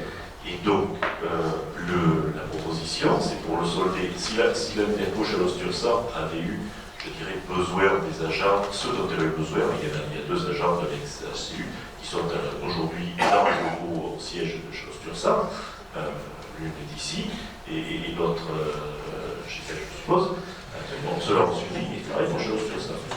Et après, bon, voilà, c'est une question d'équilibre, ça vaut ce que ça vaut. Je ne cherche pas le mec, je vous explique. Non mais demain, ces gens-là vont travailler à Agenmont, on est bien d'accord. Ah oui. Et c'est la communauté des communes qui va verser l'attribution compensatoire pour leur salaire. Je confirme. La question, est-ce que légalement, on était obligé de le faire ou est-ce juste une entente? C'est une entente, tout d'accord. Il n'y a aucune légalité en la matière. La légalité sur les assez de droit commun. Non, non, mais c'est pas illégal. Il n'y a pas de droit qui définisse où vont les agents. Si tous les agents avaient voulu, et si ces 5 agents-là étaient venus me voir le 26 janvier en disant je veux travailler à Chalon-sur-Saône, m'emmerdez pas avec vos arrangements, on était obligé de les prendre. Parce que là, il y a une loi. Voilà. Je voulais juste savoir si c'était une obligation légale de le faire. Absolument pas. Donc, je n'exprimerai pas. Parce que, à ce moment-là, tous les maires qui sont au gouvernement ici, on va dire, pourquoi je paye des salariés pour lui? Non, mais il doit être transféré à la communauté de communes. Non, mais le principe du transfert à la communauté de communes, il existe déjà, mais il y a des conventions qu'on signe, et puis on prorata des heures entre la communauté et la commune ensemble. Voilà. Mais non, moi, je dois reconnaître que je découvrais les choses, je ne pensais même pas que ça pourrait arriver. Alors, non, mais voilà, là, je suis bon, je n'ai rien contre je n'ai rien contre les communes. Je dis que c'est pas parce qu'il y a eu une erreur commise dans le passé qu'elle doit être renouvelée. C'est pas une erreur. Pourquoi une C'est erreur? pas une erreur, c'était une mutualisation. Mais autrefois c'était pas une erreur, mais aujourd'hui ça revient. Non, c'est vous pour moi, peut-être. Prenez Non. les 5 salariés. Parce qu'elle Donc je souhaiterais intervenir pour essayer d'apporter quelques précisions. Donc j'entends vos remarques respectives. D'abord Gilbert, effectivement, l'ancienne communauté des communes HCU a un endettement supérieur, alors on va dire à Cap de Gascogne, on pourrait comparer à peu près à ce qui est comparable. La précision que j'apporterai, qui n'est pas neutre, c'est que cette ancienne communauté des communes est aussi très équipée. Il n'y a pas de médiathèque à faire, il n'y a pas de centre de loisirs à faire, il n'y a pas de maison de santé à faire, la garderie existe. Donc voilà, il faut aussi comparer ce qui est comparable, il y a des équipements supérieurs. Pour ce qui est des attributions et des centaines de mille euros qui concernent effectivement 5 personnes et je crois 3,4 TP, il y avait un fonctionnement sur HCU qui était celui du principe de la mutualisation. Il n'y avait pas de siège social propre. Il y avait le président qui était également le maire de la commune. Il y avait donc des services qui étaient mutualisés, alors certaines de manière formelle avec des conventions de mise à disposition, d'autres effectivement de manière moins formelle. Aujourd'hui, si on veut aller jusqu'au bout de la démarche, je pense que la question qu'il faut poser, c'est de savoir qu'est-ce qui a été transféré comme personnel de l'ancienne communauté de communes du Tursan, de Cap de Gascogne et de HCU. Il faudrait mettre en parallèle les masses salariales et les personnes transférées pour pouvoir dire si oui ou non cet assez est légitime. Je pense qu'il faut aller au bout du raisonnement. Les services communication, par exemple, il n'y a aucun transfert de HCU vers Chalosse-sur-Sang. Secrétariat du président, il n'y a eu aucun transfert de personnel. Service technique, il n'y a eu aucun transfert de personnel.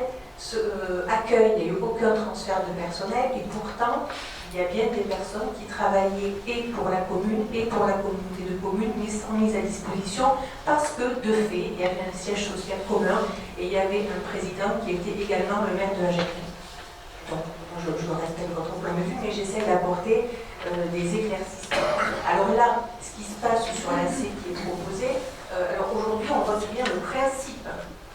Marcel. Oui, c'est le principe, et c'est ensuite, quand la CLEC se sera réunie, qu'on votera. Vous avez rappelé dans le DOB voilà. les majorités et ensuite, chaque commune prendra sa décision sur l'harmonisation. Simplement, sur les 122 000 euros, aujourd'hui, Chalosse-sur-Sang paye ses salariés. Ces salariés pouvaient être transférés. Peuvent faire le son, peuvent rester sur la communauté de communes, donc ils vont revenir sur la commune. C'est-à-dire que la charge, elle existe déjà pour Chalosse-sur-Sang. Aujourd'hui, elle est réelle sur Chalosse-sur-Sang, et demain, les salariés vont partir et la C va être versée. Voilà, donc si vous voulez, il n'y a pas un avantage, il n'y a pas d'argent donné sans personnel transféré. Oui. Jean-Jacques avait demandé la parole. Jean-Jacques m'avait demandé la parole et après Gilbert et Olivier. Donc, André, que je ne peux pas rester insensible quand même aux paroles qui viennent d'être données. Jaune n'est pas comparable à Saint-Sevé, il y a un jet de mots par la taille.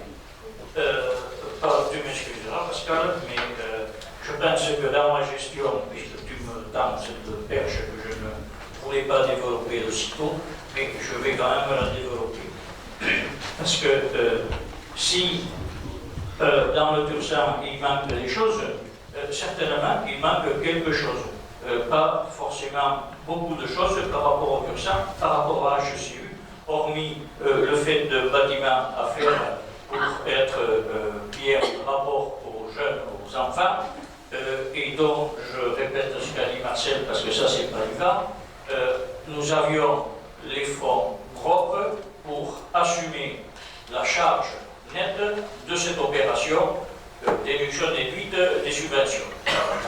Alors ça m'amène quand même à ramener sur le plan de la dette. Parce que sur le plan de la dette, si jaune ne représente rien, c'est vrai qu'il y a cet endroit-là, au niveau de la dette, où jaune ne représente pas grand-chose. Il ne représente que 75 € par habitant de dette. Cap de Gascogne, aujourd'hui, représente 145 €, c'est des arrondis, et il peut en manquer un demi ou c'est pas grave. Et 145 € d'endettement par habitant. Ex-HCU aujourd'hui est à 700 € par habitant de dette. Alors, bon, je pense que les leçons que recevoir pour s'entendre dire qu'il n'y a pas. Non, je te coupe, Jean-Jacques. Je me permets de couper. Non, Jean-Jacques, je me permets de te couper. Si l'ensemble des réunions communautaires doit jouer à celui qui est le plus beau, celui qui a fait le mieux, on va pas. Si, non, mais je vois bien le chemin que vous prenez. Moi, je veux bien vous expliquer honnêtement et clairement la situation. Elle vous plaît, elle ne vous plaît pas. En tout cas, j'entends que personne ne puisse venir me dire « Ah, mais je ne savais pas ». Bon, après, on est d'accord, on n'est pas d'accord. Je regarde Gilbert et je sais que, parce qu'il m'a dit d'emblée, pour ceux que ça ne me plaît pas. Bon, voilà, au moins c'est clair. Je le comprends, ce qui ne m'a pas fait changer d'avis quant à la nature de ma proposition. Mais alors, de grâce, pour savoir qui est la plus belle, qui est la plus grande, qui est la plus truc machin, j'en ai rien à foutre. Je ne pense pas que ça va faire avancer notre chemin public. Donc, ça serait bien qu'on puisse passer à autre chose. S'il y a des questions, on va essayer d'y répondre, les uns et les autres. S'il n'y en a plus, on va passer au vote et aux prises de parole. Mais de grâce, faites-moi. Non, mais je t'ai pris à partie parce que là, justement, c'était clair entre nous, donc il n'y avait pas de. Je savais que je pouvais le faire très facilement. S'il vous plaît, Olivier avait demandé la parole et Gilbert. Alors, je ne sais pas dans quel ordre vous avez arrangé. Oui, merci.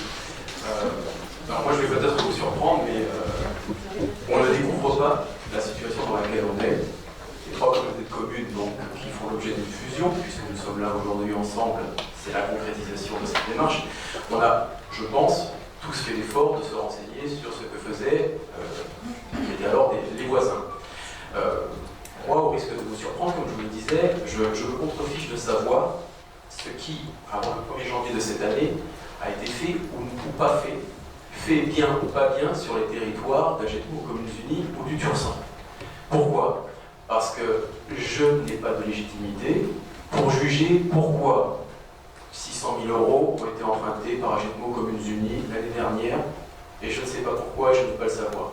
Je n'ai pas la légitimité pour remettre en cause un projet qui était jusqu'alors porté par la communauté de communes du Tursan concernant la petite enfance, qui fera l'objet d'un choix entre nous incessamment sous peu. Je n'ai pas la prétention de savoir si telle ou telle démarche, telle ou telle politique d'investissement était pertinente ou pas sur vos territoires. Je ne prétends pas avoir la vérité vraie en la matière.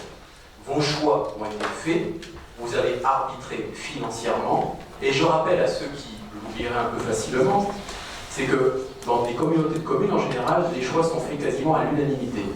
Et ce que je regrette, c'est qu'on peut parfois intervenir en essayant de pointer du doigt telle ou telle personne, mais je me mets à la place d'un délégué d'Agetmou aux Communes Unies. Je pense qu'il peut se sentir visé, quelle que soit son étiquette politique, parce qu'il y a fort à parier que vous avez tous participé, plus ou moins, à ces choix qui nous amènent aujourd'hui à en discuter. Alors, on a fusionné, on se marie, il y a un actif, Il y a un passif, je veux dire, c'est pas simple, c'est compliqué une fusion. Vous l'avez compris, les attributions de compensation sont plutôt rompues à ça dans les communautés de communes où il y a une taxe professionnelle unique. Je peux comprendre que pour les délégués d'Agenco, ça soit un peu obscur. Ça l'a été pour nous aussi lorsqu'on est passé en TPU. Donc de grâce, on ne va pas commencer à faire un inventaire à l'après-vert, à savoir pourquoi on doit rembourser cette somme au département, pourquoi il y a un contentieux avec telle commune sur le cap de Gascogne, pourquoi on a emprunté 800 000 euros, 600 000, je ne sais plus, à Agenco pour faire tel ou tel investissement, à savoir s'il y a plus de dettes parce qu'il y a eu plus de services rendus ou pas. Vos choix vous appartiennent. Je les accepte pleinement et entièrement en tant que délégué communautaire à compter du 1er janvier. La situation est peut-être difficile ou pas. On a le temps cette année pour se mettre en route, lancer sur les rails notre fusion.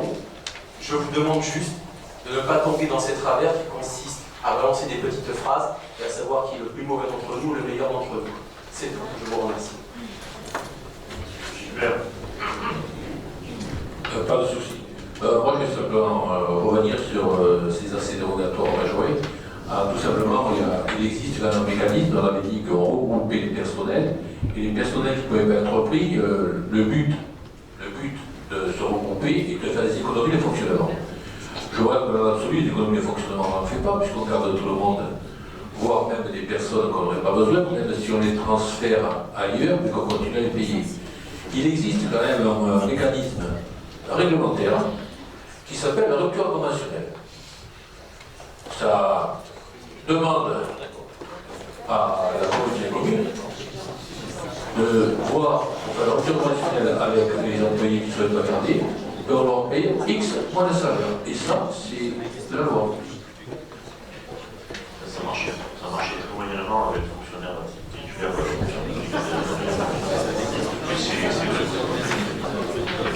Si personne d'autre ne veut prendre la parole sur le sujet, je mets au moins les...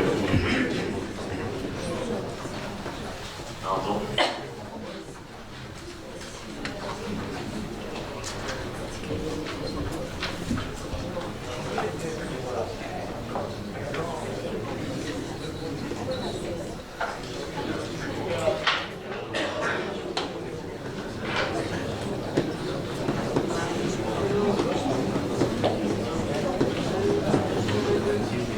Inobéi, un ancien de la gendarmerie.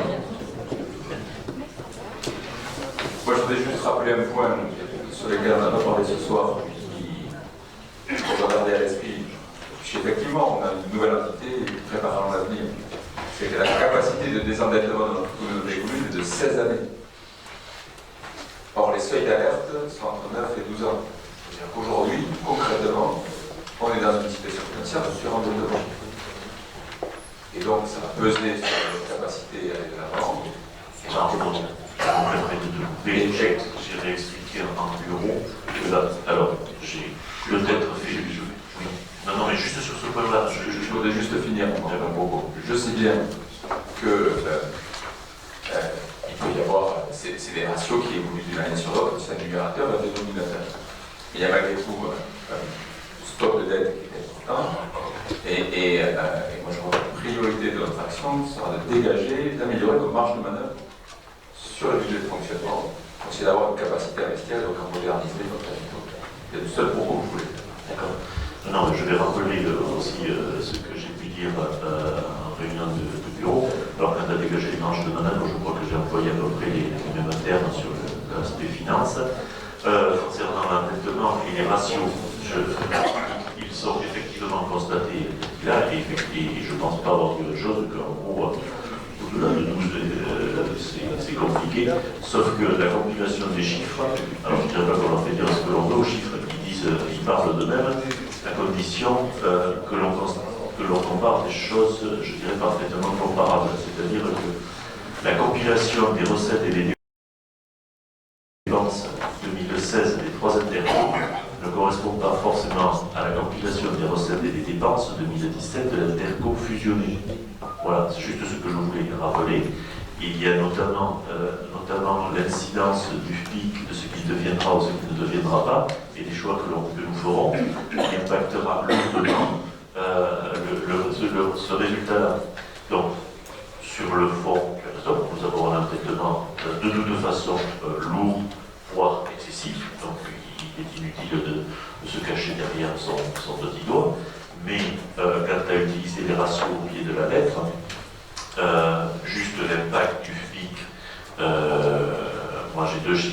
fait, c'est que si en gros on met en place un dispositif qui ressemble peu ou prou à celui que je vous ai présenté tout à l'heure, la recette pour l'Interco et sera dans une centaine de milliers d'euros, à quelque chose de près.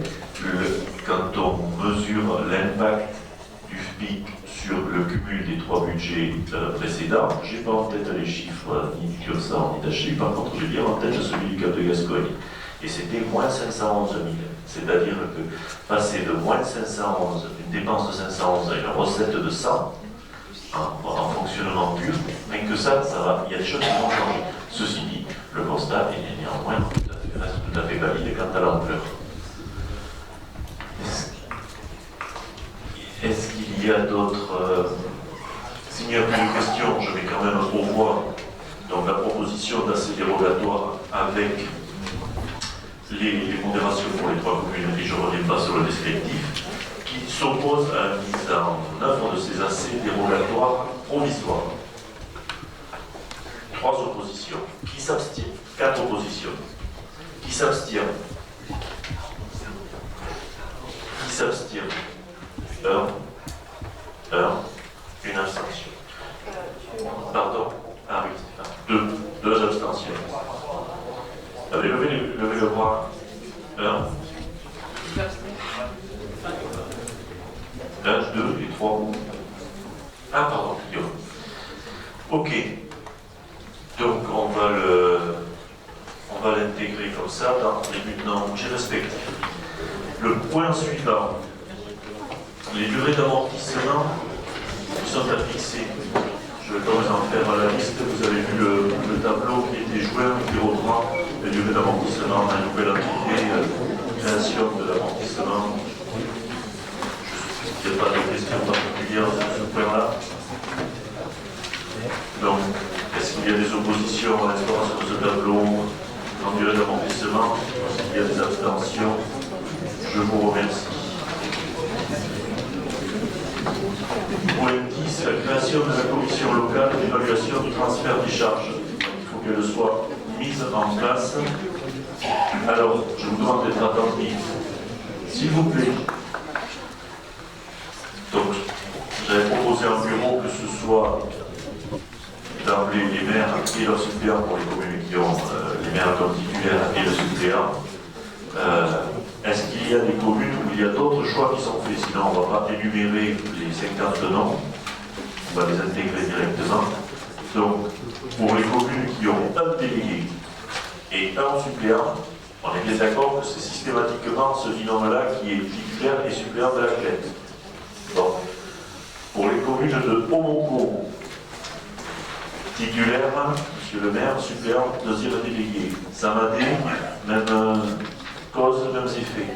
Pour Saint-Sevé, tu seras titulaire et Jacques Choulet suppléant. Donc, par pour un titulaire, Jacques Choulet suppléant. Pour Agenmont, qui est titulaire et qui est Lansavant, Requena. Serge Lansavant sera titulaire, Pascal Requena suppléant. Très bien. On va le mettre en forme pour que ça soit une nomination et tout ça. Est-ce qu'il y a des oppositions à la constitution de la CLED telle que définie précédemment? Est-ce qu'il y a des abstentions? Je vous en remercie. Le point numéro 11, il y a 3 modifications qui nous sont suggérées dans la constitution des commissions thématiques. Jean-Éric Rigoyen souhaiterait intégrer la commission Habitat en lieu et place de la commission Enfance-Jeunesse. Francis Cazot souhaiterait intégrer la commission Santé et Pascal Lamotte souhaiterait intégrer la commission Voirie. Est-ce qu'il y a quelqu'un voit un inconvénient à ce que l'on rajoute ou que l'on déplace ces membres de commission? Est-ce que quelqu'un s'abstient? Donc, ils seront intégrés aux différentes commissions. Concernant point numéro 12, l'office de Richard Pursan, la création de 2 emplois CDI. Cela correspond au transfert de 2 agents qui étaient sur Agenmont, qui étaient salariés de l'association Office de tourisme et pour lesquels il convient de créer des postes de CDI de droit public pour qu'ils ils intègrent le SPA. C'est clair, avec une équivalence de salaire, de traitement, et les postes sont reconstitués à l'identique de ce qu'ils étaient précédemment. Si je peux juste rajouter, il y a eu une réunion, donc pas plus tard qu'avant-hier, avec justement les deux personnes qui sont impactées par ce changement. Et après un avoir vérifié, avoir tout vérifié, avec Aurélie Garbaille qui était présente et Nicolas, donc elles ont donné leur accord, elles sont tout à fait, voilà, elles acceptent ce changement et la rémunération ne perd absolument rien, donc voilà, c'est ok. Très bien. Donc concernant la création de ces deux emplois, est-ce qu'il y a des oppositions, des abstentions? Je vous en remercie. De la même manière, il convient de reconduire un poste de CAE, donc qui correspondait à un personnel qui est sur la communauté des communes à Jaune et à Samadé, saisonnier, 30 heures hebdomadaires. Est-ce que vous avez de précision sur ce poste-là, qui est reconduite pour du 1er mai 2017 au 30 avril 2018 pour un an supplémentaire?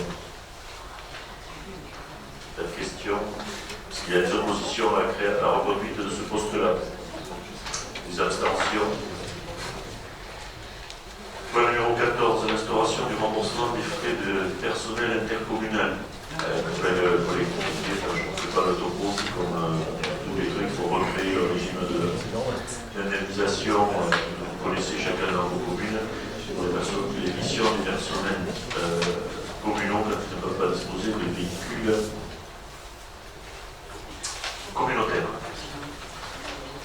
Est-ce qu'il y a des questions? Est-ce qu'il y a des oppositions à la création de ce remboursement de frais de déplacement? Des abstentions? Je vous en remercie. Voilà, numéro 15. Il faut réadhérer, ce que l'on avait fait individuellement, au groupement de commande du SIDEC pour les achats de gaz et d'électricité sur les différents postes qui sont les nôtres, puisqu'il y a substitution de nouvelles DERCO, mais c'est pas automatique, il faut délibérer pour adhérer à ce groupement de commande. Pas de problème, pas d'opposition, ni d'abstention. Point numéro 16, c'est un petit rattrapage sur l'agenda d'accessibilité. Il n'avait pas été adopté intégralement, en tout cas sur le cap de Gascogne. Jalos Pur-Sang doit le faire avec un tableau des quelques dépenses liées à la date qui sont en cours, qui n'ont pas été réalisées pour un ensemble total de 5 800 €. Pas de questions sur ce point-là? Donc pas d'opposition, d'abstention, je vous en remercie. Et enfin, le dernier point, et c'est de choisir l'endroit où on se retrouve après, alphabétiquement, c'est Vanos. Est-ce que Vanos sera en mesure de nous accueillir? Avec plaisir. Et alors, les dates, le prochain conseil communautaire serait le 19 avril, si vous voulez vous le noter. Et pour ceux qui sont au 19 avril, pour ceux qui sont au bureau, le prochain bureau est prévu le 11 avril. Et Geneviève a fait savoir que la commission des finances le 4 avril.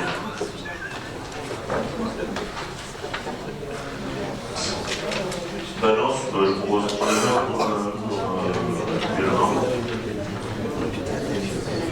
s'il n'y a pas de questions diverses, je n'enverrai la parole à Francis. Oui. Pardon. Juste un point, quand on se quitte, on avait évoqué en bureau la possibilité de faire une motion par rapport à la crise aviaire. Je pense que ce serait bien qu'on le fasse au prochain conseil communautaire, puisque notre territoire est quand même très lourdement impacté. Même si on a une réouverture d'une partie des zones qui va intervenir début avril en matière d'élevage de poulet, c'est l'amorce du gouvernement. Je crois que c'est attendu par les entreprises et les exploitants. Ça fait difficilement. Tout à fait, je pense que l'on prépare quelque chose au bureau de manière à proposer quelque chose de construit et de concerté au prochain conseil communautaire.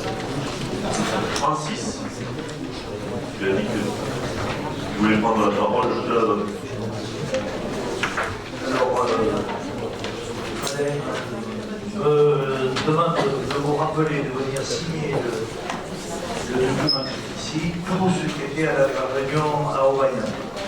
Tous les députés qui étaient à la réunion à Aubagne avant de partir. Alors, ceux qui sont au fond, je vais leur demander de se lever. On va essayer de tourner les tables de façon à pouvoir mes collègues de la municipalité vont proposer des encas, des boissons avant que vous rentrez chez vous. Alors, on va positionner les tables là vers le centre pour tout le monde